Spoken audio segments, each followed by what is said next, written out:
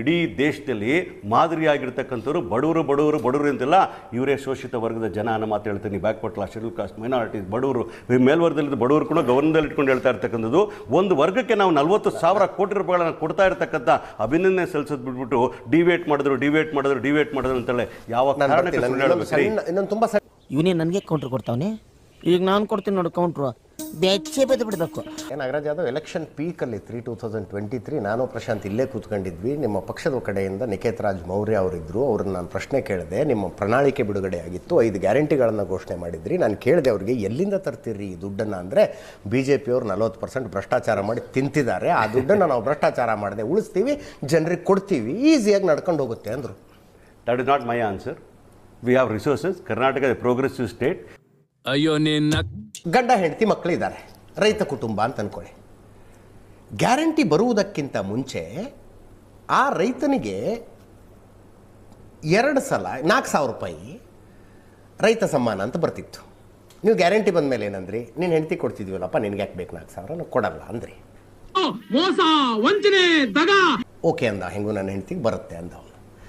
ಆ ರೈತನ ಮಗುಗೆ ಒಂದು ಸ್ಕಾಲರ್ಶಿಪ್ ಬರ್ತಾ ಇತ್ತು, ರೈತ ವಿದ್ಯಾನಿಧಿ ಅಂತ.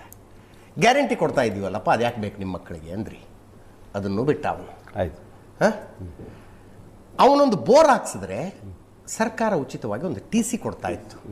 ನೀವೇನಂದ್ರಿ? ಗ್ಯಾರಂಟಿ ಕೊಡ್ತಾ ಇದ್ದೀವಿ, ಅದು TCಗೆ ದುಡ್ಡು ಕಟ್ಟು ಅಂದ್ರಿ.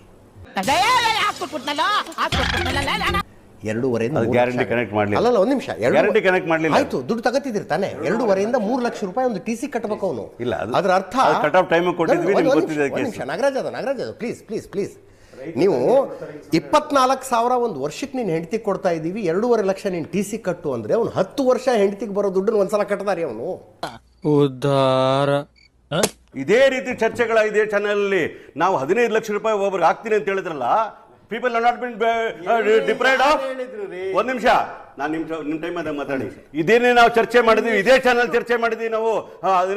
ನಾವು 2 ಕೋಟಿ ಉದ್ಯೋಗಗಳು ಕೊಡ್ತಿದ್ದಿಲ್ಲ. People are not been cheated in this country. ಎಷ್ಟು ಉದ್ಯೋಗಗಳ ಸೃಷ್ಟಿ ಮಾಡಿದ್ರು? 200 ಲಕ್ಷ ಕೋಟಿಗಳ ಸಾಲ ಮಾಡಿರ್ತಕ್ಕಂಥದ್ದು 46 ವರ್ಷಗಳಲ್ಲಿ ಇವತ್ತು ನೋಡಿದಾಗ ಹೈಯೆಸ್ಟ್ ಅನ್ಎಂಪ್ಲಾಯ್ಮೆಂಟ್ ಇರ್ತಕ್ಕಂಥದ್ದು ಇದೇ 10 ವರ್ಷಗಳಲ್ಲಿ ಇರ್ತಕ್ಕಂಥದ್ದು. ಸುಳ್ಳಲ್ಲಿ ಗೋಡೆ ಕಟ್ಟಿ, ಸುಳ್ಳಿನ ತಾರಸಿ ಹಾಕಿ, ಸುಳ್ಳಿನ ಅರಮನೆಯಲ್ಲಿ ನನ್ನ ಸುಟ್ಬಿಟ್ರಲ್ಲ. ಇಲ್ಲ, ನಾಳೆ ಬೈ ಎಲೆಕ್ಷನ್ಸ್ ಇದೆ. ಹಿಂದಿನ ದಿನ ದುಡ್ಡು ದಂಡಿಯಾಗಿ ಕೊಟ್ರಿ. ಯಾಕೆ? ಓಟ್ ಬರಬೇಕಿತ್ತು. ಈಗ ಮುಂದೆ ಯಾವುದು ಚುನಾವಣೆ ಇಲ್ಲ. ಈಗ ಜಿಲ್ಲಾ ಪಂಚಾಯತ್ ZPTP ಬರಲಿ ನೋಡಿ, 4 ತಿಂಗಳು 5 ತಿಂಗಳದ ಟಕ್ ದುಡ್ಡು ಬರುತ್ತೆ. ಅಂತೂ ಬಂದೇ ಇದು ಸರ್ಕಾರ ಯಾವತ್ತೂ ಮಾಡಬಾರದು. ಬಂದೇ ಬರ್ತದಲ್ಲ. ಅದೇ ನಾನು ಹೇಳ್ತಿದ್ದೀನಿ, ಚುನಾವಣೆ ಬಿಟ್ಟರೆ ನಿಮಗೆ ಇವ್ನು ಯಾವನ ಸೆಡೆ ನನ್ನ ಮಗ. ನಾನು ಬರಲ್ಲ ನೋಡ್ರಿ. ಸರ್ಕಾರ